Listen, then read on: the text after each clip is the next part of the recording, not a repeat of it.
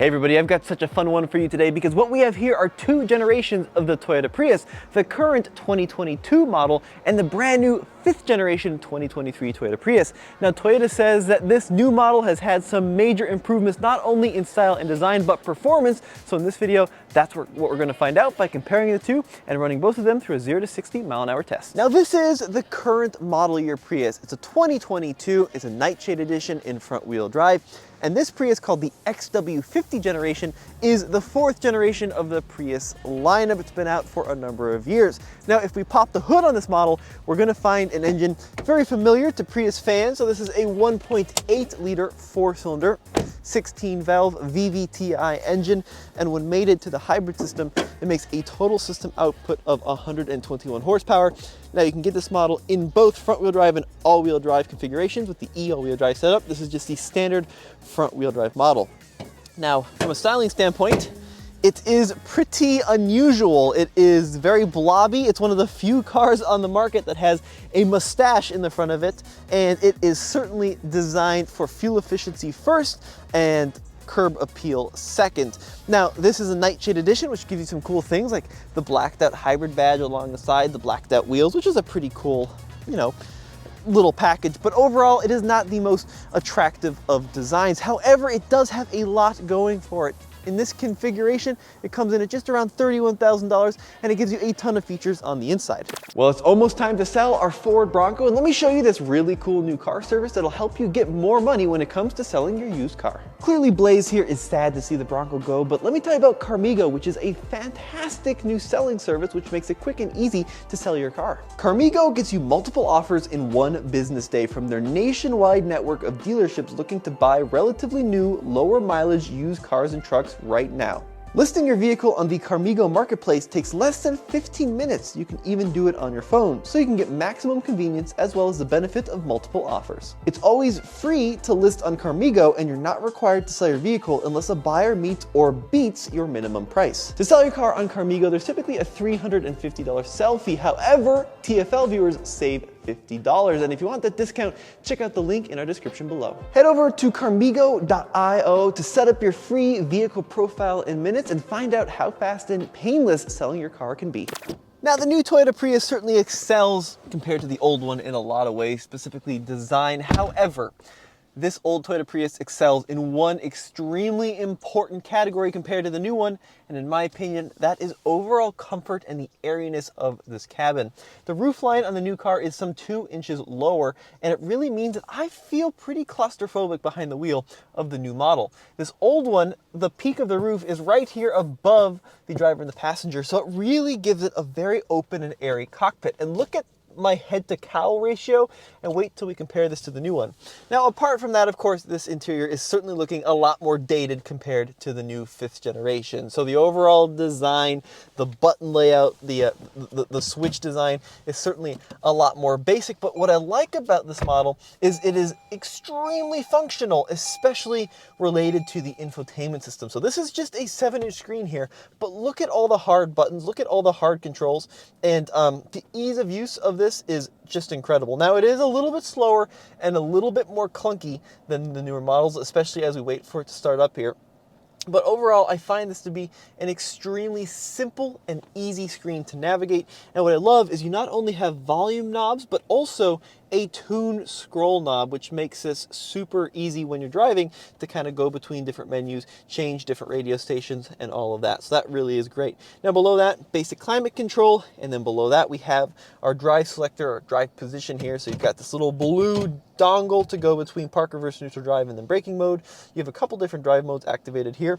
Now, the wireless charger on the old Prius is a flat design versus a new one, which has gone horizontal. 2 large and in charge cup holders, lots of piano black, which is not my favorite. And then, of course, the Prius is known for having the centrally mounted gauge cluster, which has disappeared on the newest 5th generation car.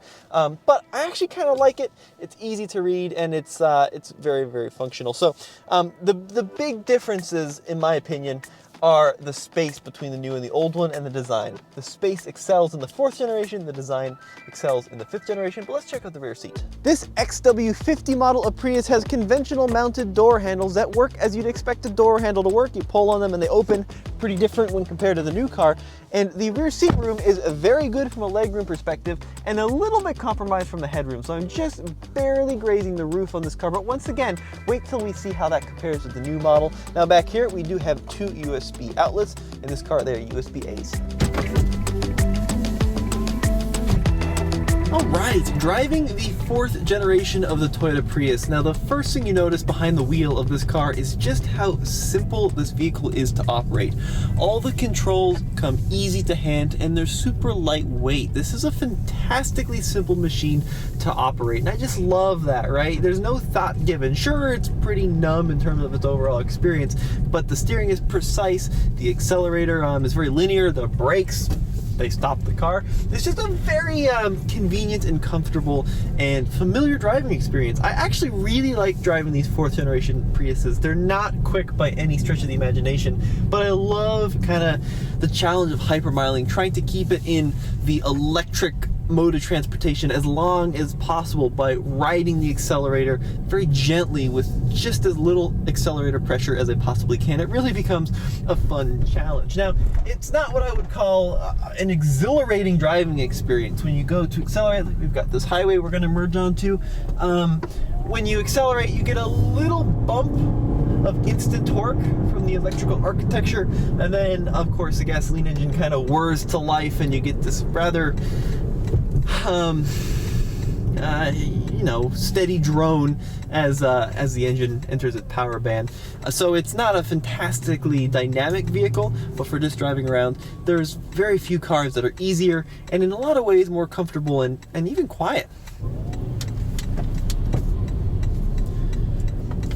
You really do understand why these 4th generation Priuses are so loved by taxi drivers and Uber drivers and folks that drive for a living, because the wide range of different environments that this vehicle can excel in is just huge. From city environments to steady state on the highway, it's pretty quiet. It's very easy to maneuver. You've got these huge windows with a great view out to the world, fantastically clear rearview mirrors as well, and a really big rear window, so you get a good view out the back. It's really just a great thing to drive. People hate on the Prius to such a big extent, but they really shouldn't, because for just driving around town, for saving you money in the long run, not only from an efficiency standpoint, but from a reliability standpoint, these 4th gen Priuses are just hard to beat.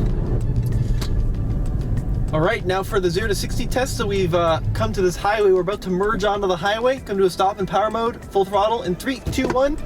We are right here at sea level outside of Delray, California. This is a real world test to see how quickly this Prius can accelerate from 0 to 60 miles an hour. There's 55 miles an hour indicated and 60 miles an hour there. According to our GPS performance timer, our Solo DL, that took 10.49 seconds. So that is plenty acceptable for everyday driving, but it certainly isn't very quick, at least by modern day standards. Nice, consistent linear power band, and we had a safe, confident merge onto that highway with the 65 mile an hour speed limit, but certainly you're not going to go jumping out in front of a lot of traffic.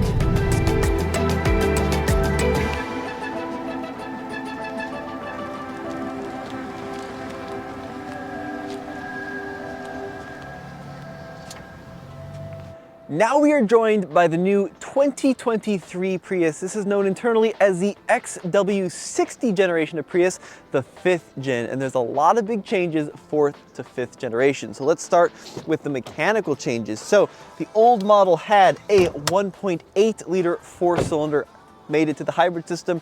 This new model has a 2-liter 4-cylinder mated to the hybrid system, and it comes in a few different outputs. Now the base output's right around 194 horsepower. This one is actually the all-wheel drive version, so we're looking at 196 horsepower, and then there's also a Prime, which is over 200 horsepower.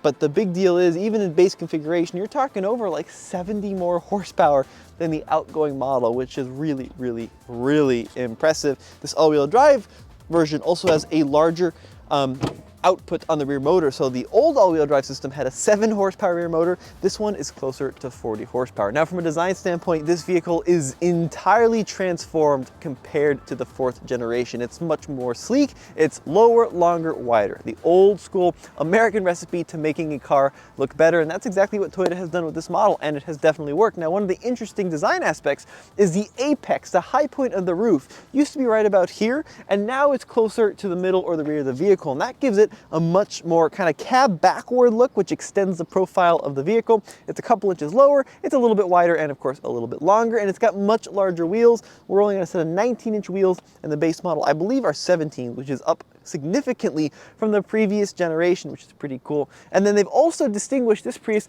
in a couple of ways. If we come along to the rear, you no longer have that iconic stacked rear window. Now you have one pane of glass. In the rear here, we've got giant Prius written across the back and one continuous long LED light bar. And we got new badging as well. So we have this badge, which is HEV, hybrid electric vehicle. And then of course, the plug-in hybrid would say PHEV, plug-in hybrid electric vehicle. This one is the limited trim. Now let's talk about some of the important Prius numbers which you want to know, and that is efficiency. So the Prius in its best configuration for 2023 will get up to 57 miles per gallon.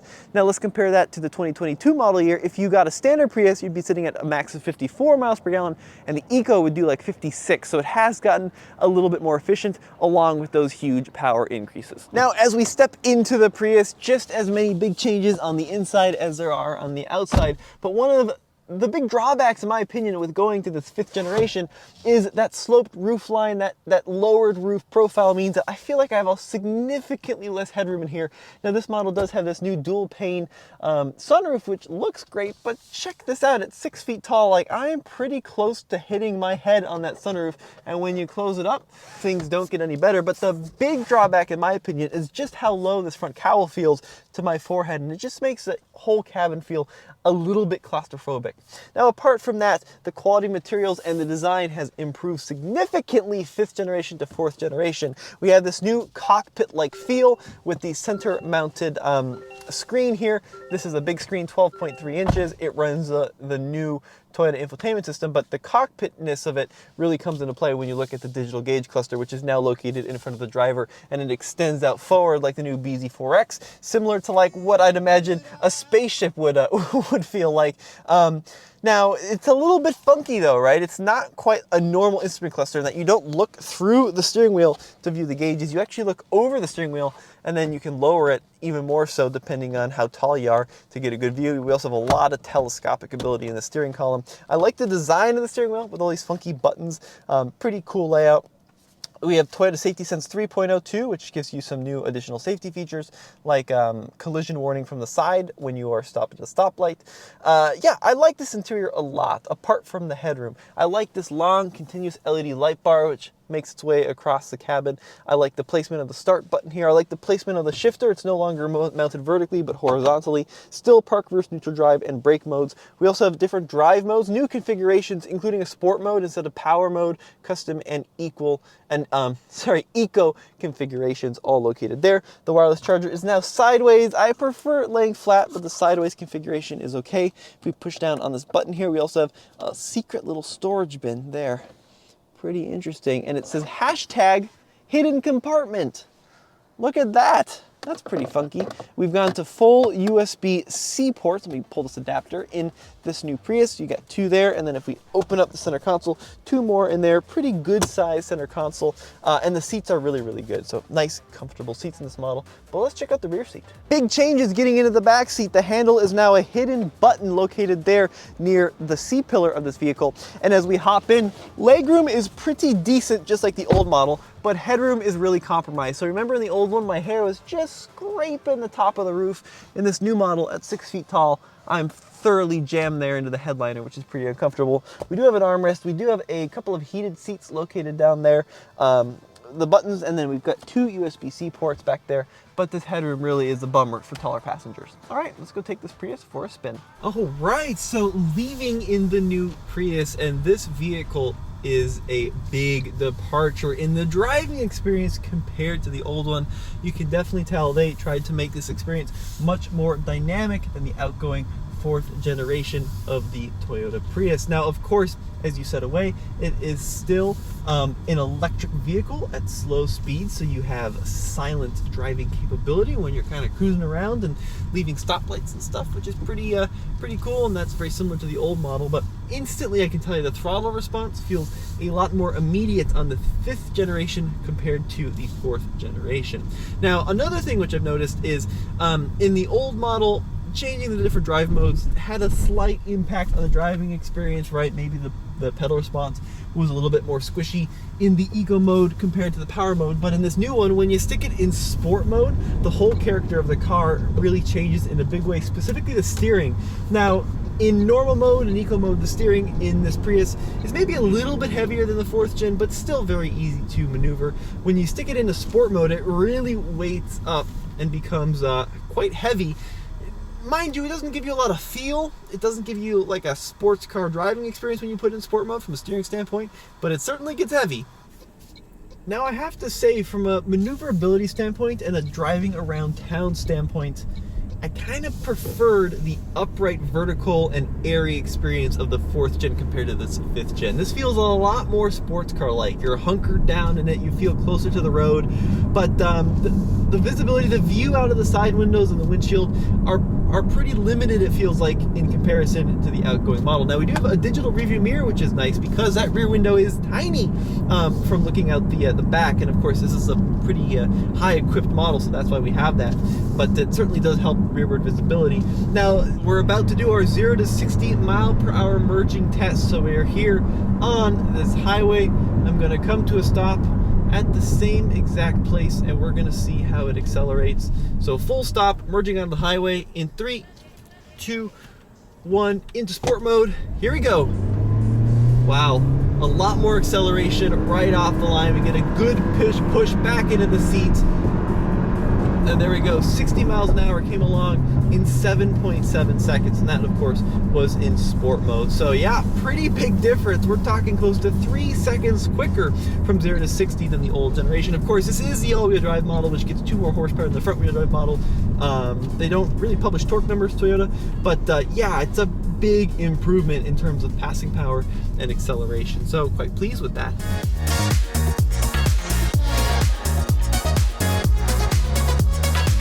Now, price-wise, the new Prius has gotten a little bit more expensive. First of all, the very base model has been eliminated altogether, and the Prius lineup starts with the LE trim. But if you look at like comparables, it's like $1,100 or so more expensive than the outgoing model. Now, you get a lot more performance, a lot more design, and a much nicer interior with the new generation, but also a little bit less room and perhaps a little bit less comfort as well. Now, drop me a comment below as to what you think of the new Toyota Prius, and as always, this has been Tommy with TFL Car. We'll see you in the next video.